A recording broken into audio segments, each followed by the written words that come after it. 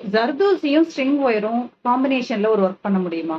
ஜர்தோசிய string ஒயர்ல எப்படி பிசிறு இல்லாத கொடுக்கறது? கொடுக்கலாமா? பார்க்கலாமா?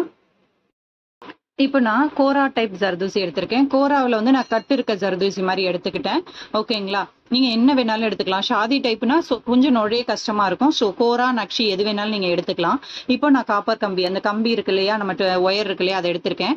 அதை எடுத்துட்டு இங்க பாருங்க, லைட்டா இப்படி உள்ள விடுறேன். லைட்டா இப்படி உள்ள விட்டுட்டு லெஃப்ட் ஹேண்ட்ல நான் ஜர்தூசி வச்சு ஜர்தூசியை இப்படி திருகுறேன். நம்ம தோடுக்கு திருவாணி எல்லாம் திருவுவோம் இல்லையா, அந்த மாதிரி லைட்டா வச்சுட்டு திருகுறேன்.